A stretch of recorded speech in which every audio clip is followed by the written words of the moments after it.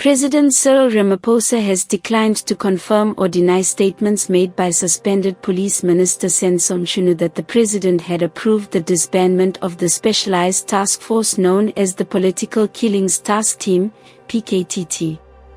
Faced with pointed questions from reporters during a visit in Pretoria, Ramaphosa said he would await the conclusion of the Madlanga Commission's inquiry before offering any public commentary.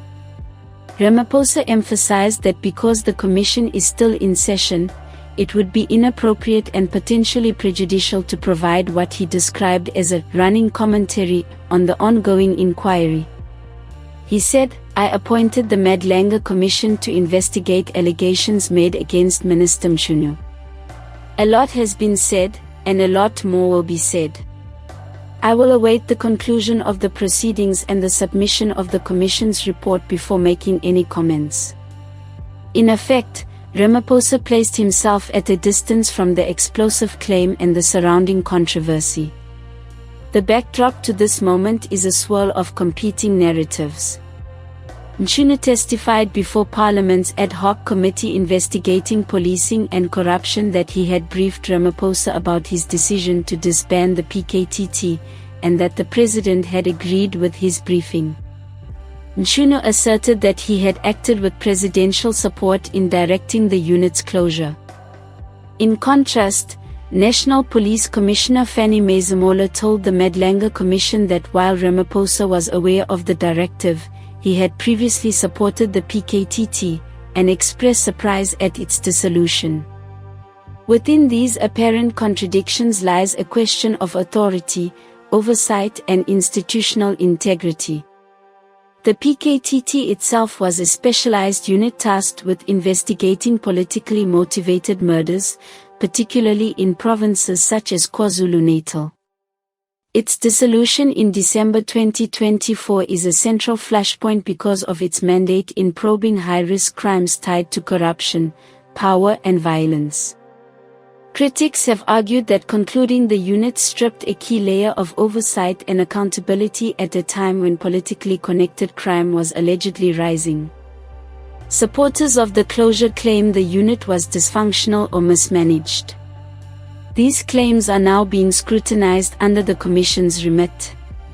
Ramaphosa's refusal to take a public stance before the Commission wraps up has political and legal implications.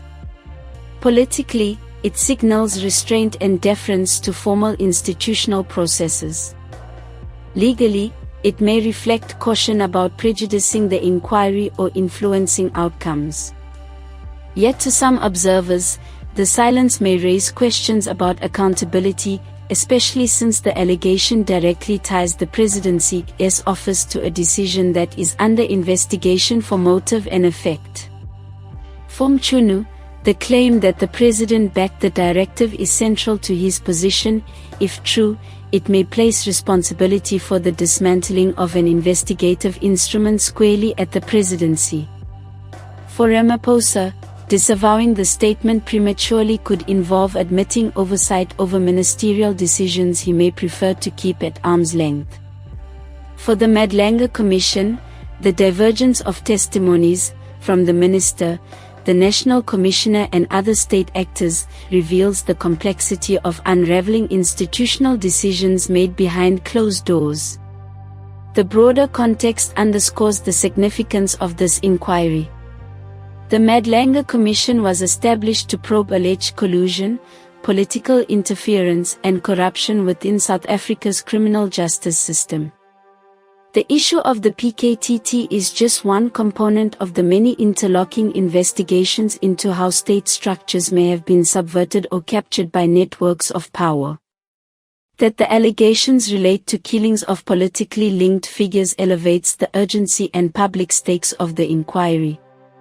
The public is watching whether the system can hold powerful actors to account.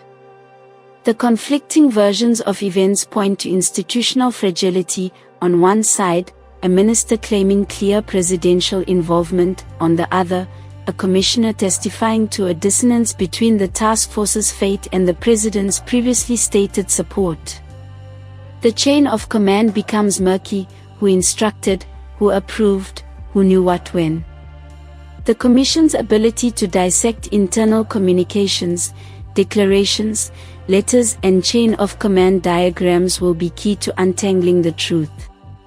Ramaphosa's posture, waiting for the Commission's findings before commenting, may be defensible. It preserves the integrity of the hearing, avoids accusations of influencing witnesses or evidence, and maintains the formal separation between executive commentary and judicial inquiry. Yet in a system where public trust in policing, governance and the rule of law is already under strain, silence can also be interpreted as evasiveness. What now unfolds is a waiting game. The Commission continues hearings, gathering evidence from senior police officials, ministry staffers and other stakeholders. Their report is expected later this year or early next year. In the meantime, the credibility of all parties involved remains in the spotlight: the minister suspended from office, the president whose oversight is questioned, the national commissioner who appears caught between conflicting directives, and the public whose faith in institutions may hinge on how transparently this is resolved.